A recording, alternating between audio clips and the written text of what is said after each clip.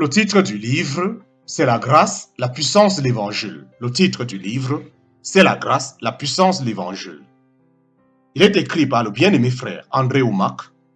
Nous sommes présentement au chapitre 17, titre du chapitre 17, la foi du cœur et la confession verbale. Titre du chapitre 17, la foi du cœur et la confession verbale. Chapitre 17, petit 3. Chapitre 17, petit 3. Le fait de mettre en avant nos mérites donne à Satan une occasion de nous vaincre. Le diable ne viendra pas en remettant en question les capacités de Dieu. Il insinue que le Seigneur ne déploiera pas sa puissance en notre faveur car nous sommes indignes. Nous doutons de sa bonne volonté à notre égard car nous croyons qu'il ne répond qu'à nos performances. Nous avons la mentalité de la loi. En tant que chrétiens nés de nouveau, nous n'offrons plus de sacrifices pour nos péchés comme sous l'Ancien Testament. Nous ne pratiquons pas la circoncision et ne prions pas 3 fois par jour. Néanmoins, nous avons gardé la mentalité de la loi. Nous avançons toujours sur la même route, vers la même destination. La seule chose qui a changé, c'est le véhicule. Au lieu de respecter tous les rituels de l'Ancien Testament, nous en avons gardé quelques-uns et en avons même ajouté d'autres. Le véhicule aujourd'hui inclut, entre autres, le baptême d'une certaine manière, l'appartenance à une certaine église, lire sa Bible 1 heure par jour, mener une vie sainte, s'abstenir de porter des bijoux, respecter une certaine longueur de robe, s'aligner sur un style de coiffure et ne pas porter de maquillage. Vous devez faire cela et ne pas faire ceci. Jauger l'acceptation de Dieu en fonction des actes, ce n'est pas croire en l'évangile. Vous pensez peut-être que ce n'est pas la loi car ces exigences ne font pas partie de la tradition juive, mais ça reste quand même une loi. C'est la même chose. Seules les observances sont modernisées. Voilà pourquoi tant de gens sont frustrés aujourd'hui. Ils n'arrivent pas à apprécier la paix et la victoire de Dieu car ils ne comprennent pas que le salut est un don. Au lieu de déployer tant d'efforts à accomplir ces choses, rendons-nous, agitons le drapeau blanc et croyons dans la grâce de Dieu. Lorsque vous bifurquez de la sorte, Satan ne peut pas vous condamner. Il n'y a aucune condamnation pour celui qui est en Christ et qui marche selon l'Esprit. Celui qui est né de nouveau et qui marche selon l'Esprit ne peut pas subir la frustration s'il n'essaye pas de plaire à Dieu par ses efforts. En parenthèse, Romains chapitre 7, verset 8. Lorsque vous bifurquez de la sorte, Satan ne peut pas vous condamner. Il n'y a aucune condamnation pour celui qui est en Christ et qui marche selon l'Esprit. Celui qui est né de nouveau et qui marche selon l'Esprit ne peut pas subir la frustration s'il n'essaye pas de plaire à Dieu par ses efforts. En parenthèse, Romains chapitre 7, verset 8. Laissez la toute nouvelle nature de votre esprit recréer, émaner de vous. En parenthèse, Galates chapitre 2, verset 20. Ainsi, Jésus vivra à travers vous et vous pourriez apprécier la liberté. Rien ne pourra parvenir à vous condamner ou à vous abattre. Laissez la toute nouvelle nature de votre esprit recréer, émaner de vous. En parenthèse, Galates chapitre 2, verset 20. Ainsi, Jésus vivra à travers vous et vous pourriez apprécier la liberté. Rien ne pourra parvenir à vous condamner ou à vous abattre. Il y a un degré de victoire que peu de chrétiens ont atteint à cause de leur conscience de la loi. Ils essayent de satisfaire Dieu par leurs efforts. S'ils échouent, Satan les condamne. Pauvre de toi, par ta faute, Dieu ne pourra rien faire. Ajoutez la foi.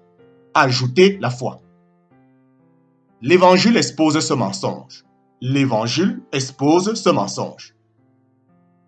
Il nous amène à reconnaître que personne n'est jamais suffisamment qualifié pour collaborer avec Dieu. Le Seigneur intervient dans notre vie à cause de sa miséricorde et de sa grâce, pas à cause de nos mérites. Dès que cette vérité est acceptée, l'Évangile, l'amour de Dieu, abonde dans nos cœurs plus que jamais auparavant. Lorsque vous comprenez l'amour de Dieu, votre foi porte du fruit, car la foi est agissante par l'amour. Galates chapitre 5, verset 6. L'Évangile expose ce mensonge. Il nous amène à reconnaître que personne n'est jamais suffisamment qualifié pour collaborer avec Dieu. Le Seigneur intervient dans notre vie à cause de sa miséricorde et de sa grâce, pas à cause de nos mérites. Dès que cette vérité est acceptée, l'Évangile, l'amour de Dieu abonde dans le cœur plus que jamais auparavant. Lorsque vous comprenez l'amour de Dieu, votre foi porte du fruit, car la foi est agissante par l'amour. En parenthèse, Galates chapitre 5, verset 6. Car dans le Christ Jésus, ni la circoncision, ni le prépuce n'ont de valeur, mais seulement la foi qui opère par le moyen de l'amour. Galates chapitre 5, verset 6. Car dans le Christ Jésus, ni circoncision, ni incirconcision n'ont de valeur, mais la foi opérante par l'amour. Galates chapitre 5, verset 6, version David.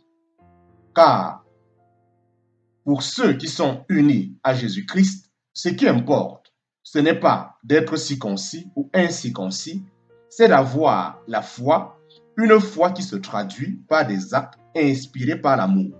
Galates chapitre 5, verset 6, version Semeur. Car pour ceux qui sont unis à Jésus-Christ, ce qui importe, ce n'est pas d'être circoncis ou incirconcis, c'est d'avoir la foi, une foi qui se traduit par des actes inspirés par l'amour. Galates chapitre 5, verset 6, version Darby. Comment pourriez-vous douter de l'amour de celui qui vous aime tant qu'il a donné son Fils unique pour vous, alors que vous étiez encore pécheurs? À combien plus forte raison Dieu aime-t-il maintenant que vous êtes nés de nouveau? Même si vous n'êtes pas encore tout ce que vous devriez ou pourriez être, vous êtes son enfant et il vous aime. Si vous avez pu accepter le plus grand des miracles, la nouvelle naissance, lorsque vous étiez encore un pécheur séparé de Dieu, dont la vie n'était que tumulte, maintenant que vous êtes né de nouveau, combien plus devriez-vous être capable de vous saisir de ces petites choses telles que la guérison, la délivrance ou la provision? Elles sont moindres par rapport à la nouvelle naissance. Si vous avez pu accepter le plus grand des miracles, la nouvelle naissance, lorsque vous étiez encore un pécheur séparé de Dieu, dont la vie n'était que tumulte, maintenant que vous êtes né de nouveau, combien plus devriez-vous être capable de vous saisir de ces petites choses telles que la guérison, la délivrance ou la provision? Elles sont moindres par rapport à la nouvelle naissance. Si l'on comprenait réellement ceci et commençait à marcher dans la grâce de Dieu, notre foi ferait un bond en avant. Les victoires s'en suivraient et nous découvrirons que la vérité de l'Évangile est la puissance du salut pour quiconque croit. Mais nous devons d'abord le croire. L'Évangile ne produit pas de fruits automatiquement. Il doit être mélangé à la foi. Si l'on comprenait réellement ceci et commençait à marcher dans la grâce de Dieu, notre foi ferait un bond en avant.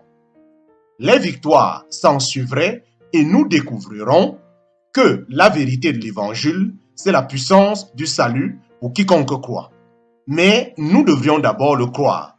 L'Évangile ne produit pas de fruits automatiquement. Il doit être mélangé à la foi.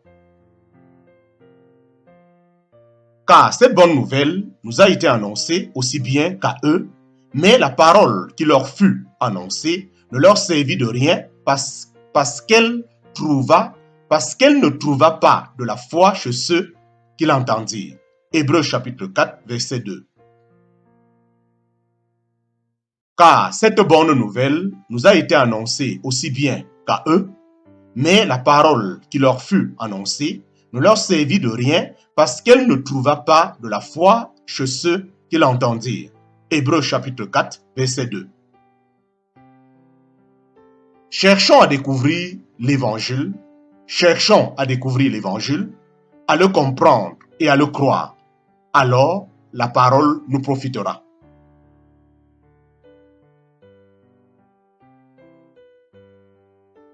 Si l'on comprenait réellement ceci et commençait à marcher dans la grâce de Dieu, notre foi ferait un bond en avant. Les victoires s'en suivraient et nous découvrirons que la vérité de l'évangile est la puissance du salut pour quiconque croit. Mais nous devions d'abord le croire. L'évangile ne produit pas de fruits automatiquement. Il doit être mélangé à la foi. Car cette bonne nouvelle nous a été annoncée aussi bien qu'à eux. Mais la parole qui leur fut annoncée ne leur servit de rien parce qu'elle ne trouva pas de la foi chez ceux qui l'entendirent. Hébreux chapitre 4, verset 2. Cherchons à découvrir l'évangile et à comprendre et à croire. Cherchons à découvrir l'évangile, à le comprendre et à le croire. Alors la parole nous profitera. Père, je t'aime. Père, je t'aime. J'espère que cette étude du livre des Romains a ouvert vos yeux sur le fait que l'amour de Dieu ne dépend pas de vos performances.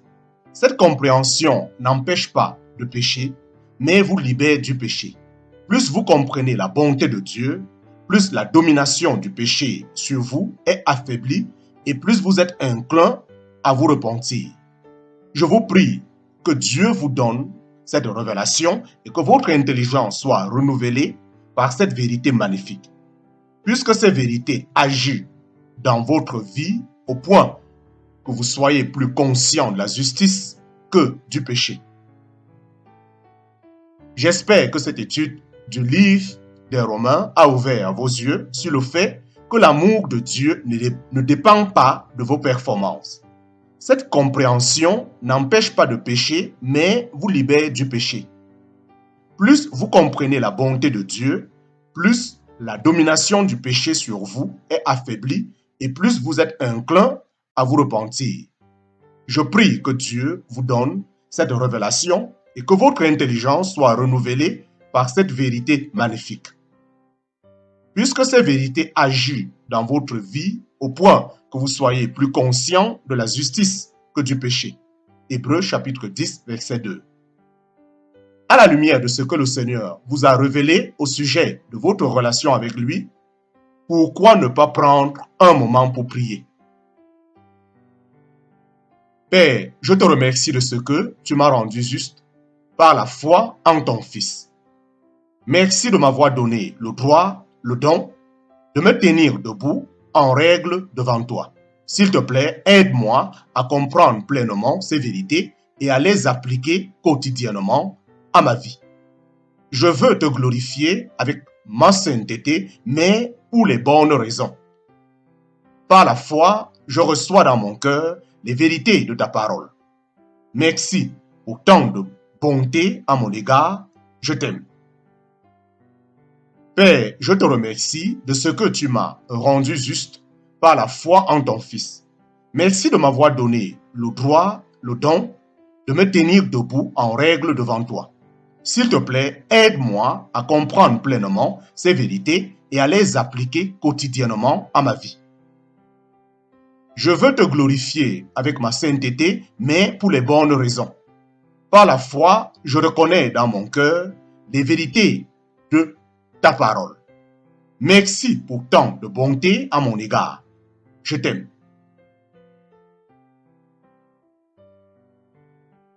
Recevez Jésus comme sauveur. Recevez Jésus comme sauveur. Choisir de recevoir Jésus-Christ comme votre Seigneur et Sauveur est la plus importante décision que vous puissiez prendre.